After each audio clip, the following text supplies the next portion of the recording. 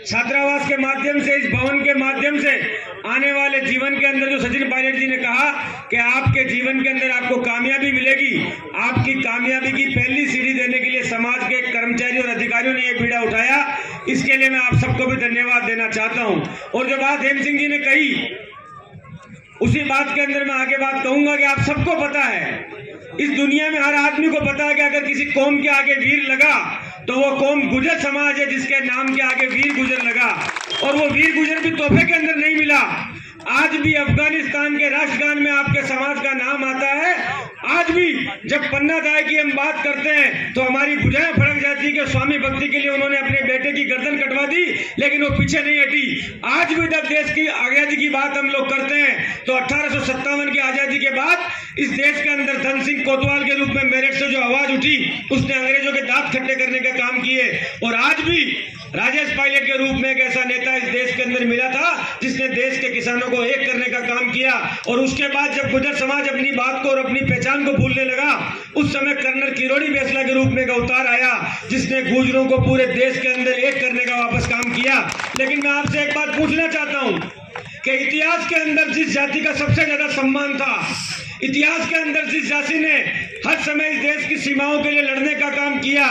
इतिहास के अंदर जिस जाति ने अपनी गर्दन कटाने का काम किया, और ये इतिहास नहीं है, ये वर्तमान है कि हमारे समाज के 73 बच्चों ने, हमारे समाज के नौजवानों ने अपनी माओं की गोद उजाड़ दी, अपनी पत्नियां विधवा कर दी, अपनी बहनों की कलाई सूनी कर दी। और इस देश के अंदर आरक्षण के लिए अपने हिंदुस्तान के इतिहास में अगर किसी जाति ने सबसे ज्यादा बलिदान किया तो गुजर समाज ने बलिदान किया। लेकिन इतिहास के अंदर हमसे एक गलती हो गई, हमारे पास लठ भी थी, गदा भी थी, तलवार भी थी, लड़ने के लिए शेर का कलेजा भी था और कटवाने के लिए गर्दन भी थी, लेकिन उस इतिहास को लिखने के लिए हमारे पास कलम नहीं थी। कलम नहीं थी। वो कलम अगर होती तो हमारे समाज के इतिहास को,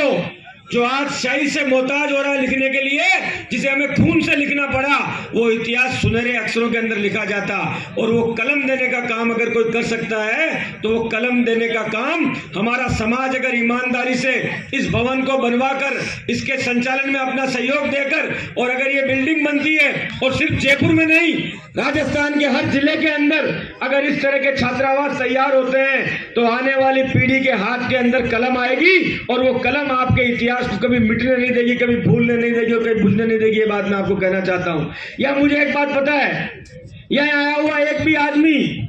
ना अतिथि और ना सुनने वाले लोग, कोई भी यहाँ लेने के लिए नहीं आया है। यहाँ पर सब लोग करने, और कोई देने के लिए भी नहीं आया है।